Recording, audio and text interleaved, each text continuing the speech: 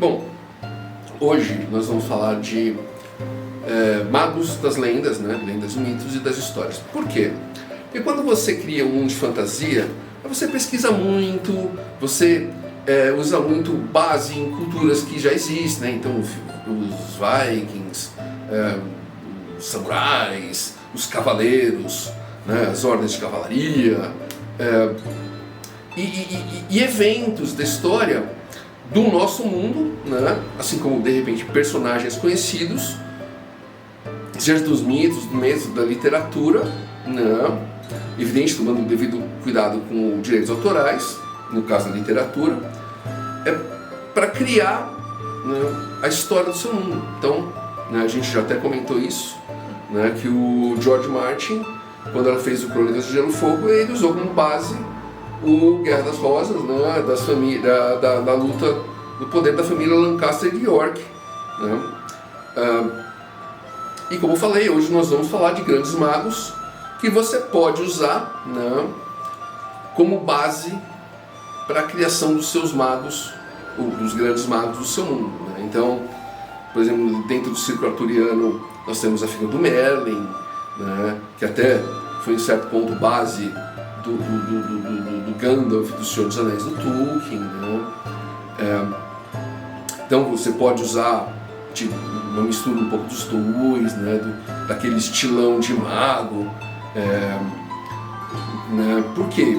Porque essas são figuras, se for para pensar, que historicamente são cheias de sabedoria, de poder, né, de mistério, chamam a atenção do leitor, né? Então é aquela figura que o leitor gosta, né? Então, e você tem que usar isso. Você tem que usar isso a seu favor. Então, quando você estiver criando, a ideia é que você se baseie, né, nessas figuras lendárias, nessas figuras reais. Então, nós vamos falar de magos famosos, né, tanto das lendas, né, como da história, né? Então, por exemplo, das lendas, você tem dentro da lenda arturiana de novo, né, a Morgana Le Fay. Ela era meia-irmã do Arthur, né, e era uma personagem complexa, porque ela começa, né, como aliada, aprendendo com Merlin, né, com uma aliança com Arthur. Depois ela tem um filho e ela quer tirar o Arthur do poder para colocar o filho dela. Então é uma personagem interessante, é uma personagem que chama atenção. Dentro da mitologia grega nós temos a figura da Circe, né, que na Odisseia de Homero ela transforma os homens de Ulisses em porcos, né. Se a gente for na mitologia egípcia, por exemplo, você tem a figura de Thoth. Thoth é uma figura interessante porque ele é um deus da sabedoria e da magia, mas ela também aparece como uma figura real às vezes, né? Então você tem aquela certa dúvida de se ele realmente é um deus ou se ele é uma figura que existia e foi elevada à categoria de ser divino, né? E se a gente for seguir em frente, um pouco depois da Idade Média, nós temos o Paracelso, bastante famoso, né? Alquimista, médico, astrólogo, né? Então ele viveu no século XVI ali, ele é suíço-alemão, né? Então, de novo, é um personagem que de repente você pode pesquisar mais a respeito dele, né? E ver, ainda dessa época, na Inglaterra você tem o John Dee. O John Dee era matemático, astrônomo, astrólogo, né? Ele era conselheiro da rainha Elizabeth I, então estudou magia, alquimia e a comunicação com seres místicos e divinos, né? No caso anjos, para conseguir acesso a segredos, né, místicos e divinos. Então imagina assim, para e pensa numa inversão, né, numa versão vilanesca dele, que estaria buscando contato com seres demoníacos, né, para conseguir uma sabedoria mística, e fosse, como foi o Merlin, no caso do rei Arthur, né, alguém que que tivesse ligação com a realeza, né? Daria um vilão interessante. Então, esse ponto que a gente está querendo mostrar é como personagens reais, né, podem ser interessantes quando levados, ou criar personagens baseados nesses, para a história. Então, por exemplo, um outro personagem real muito famoso, inclusive que também já apareceu em revistas em histórias, é o Rasputin. Rasputin, ele é da história da Rússia, né? Ele era um curandeiro e um profeta que tinha ligação com o czar czarina, ou seja, com a família imperial, ali no início do século XX, né? E ele apareceu, por exemplo, no Hellboy, né? Então, é interessante, né? Imagina uma figura assim influenciando os nobres ou os reis, né? De novo, daria um vilão interessante, ou um personagem interessante que não um vilão, né? Inclusive, se eu bem me lembro, a gente fez até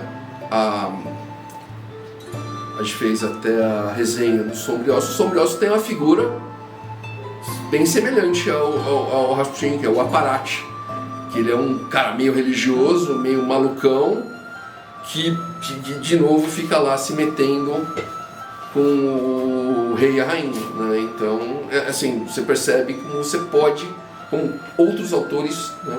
Vários autores já fazem isso, né? Além deles, você tem, por exemplo, a Madame, né, Blavatsky, ou Helena Blavatsky. Ela é cofundadora da Teosofia, né? Viajou o mundo, então ela teve todas as Américas, desde o Canadá até a América do Sul, estudando a religião e a mitologia de todos os locais, na Índia, no Tibete. É uma figura que escreveu inúmeros livros. Quem falou com ela, quem conhece, falou que ela tinha poderes paranormais. Então, assim, olha que base interessante para um personagem, né? Imagina uma figura dessas dentro da sua história. Bom, interessante, né? De repente funciona. E o último, evidentemente, tinha que deixar ele por último, né? É o ocultista britânico, também do século XX, fundador da Telema, né? Vocês já devem saber que eu estou falando do Crowley, né? Aleister Crowley. E esse, assim, para virar vilão não sobra nada, né? Porque ele mesmo já se chamava a grande besta. Então já imagina que de bom o cara ele já mesmo sabia que não tinha nada, né? Escreveu livro, magia, astrologia, misticismo, quer dizer, e se for parar a pensar, eu mesmo estava considerando, até a gente estava conversando sobre a segunda temporada do Sandman, a figura, não só ele é citado, né? O Crowley é citado nos primeiros livros ali, como o Burgess lá, o cara que termina prendendo o Sandman e começa a história, ele é super baseado no Aleister Crowley. E não é só isso, né? O Crowley parece que teve ligação, acho que, com o Fernando Pessoa, e ele termina sendo citado na série Supernatural, né? Os irmãos Winchester acho que terminam enfrentando um vilão, um personagem que é chamado Rei do Inferno, claramente baseado no Crowley. Então, percebe como você consegue pegar figuras reais, e por figuras reais é interessante porque no momento que você lê, né, ou assiste, no caso do Sandman, que teve série, você olha e fala, esse cara me parece conhecido. Por quê? Porque você conhece o Crowley, né? Então, quando você olha de repente o Gandalf, você lembra o Merlin, né? E cria uma empatia, porque você já conhece o personagem, né? E é só uma base, não é aquela coisa, você não está copiando, você está só né, se baseando em ideia. Né? Como sempre, a gente não falou tudo, a gente podia, com essa lista, e olha que essa lista foi pequena, porque eu mesmo, que me interesso pelo assunto, conheço muitos outros autores, né? Autores magos que tinham contato com seres elementais, então eles viam elfos, gnomos, grandes deuses, pequenos deuses, bastante interessante. Eu já até cheguei a escrever uma história ou outra usando esses pequenos detalhezinhos que eu li como base, né? Mas como a gente sempre fala, a ideia é apresentar o conceito para vocês, né? E deixar que vocês façam a pesquisa, né? Então eu gostei desse, eu vou fazer. Eu gostei daquele, eu vou fazer. Morgana ou Morgana Blavatsky, eu vou misturar um pouco dos dois personagens. A liberdade é sua, né? Então a gente falaria horas, né, sobre todos esses, né, ou outros, e acho que não é a nossa ideia é dar a base, né, para que você faça a pesquisa, né, e termine trabalhando no seu livro. Espero que você tenha gostado dessa ideia. Se você gostou, deixa seu like, ajuda a gente muito.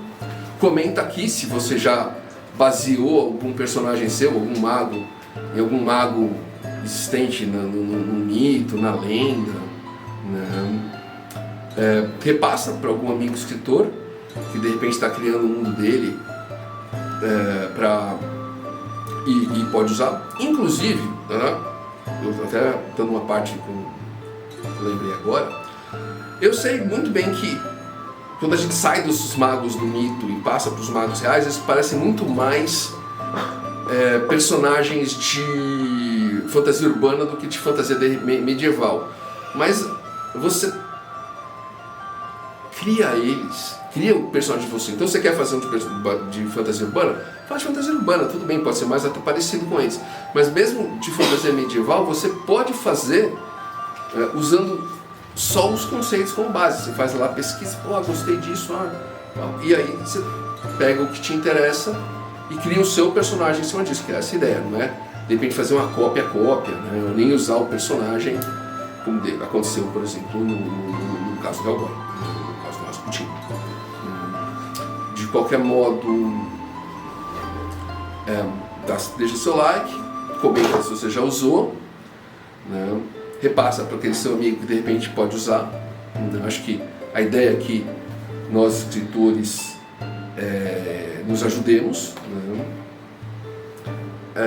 Segue a gente aqui no YouTube, no Facebook, no Insta, no LinkedIn. Nós estamos sempre postando material novo, seja dica, respondendo pergunta,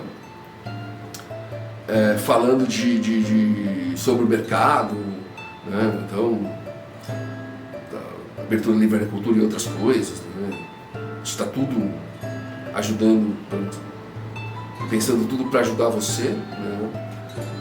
Conheça os nossos livros, né? Nós temos livro de policial com tecnologia, terror, steampunk, fantasia. Então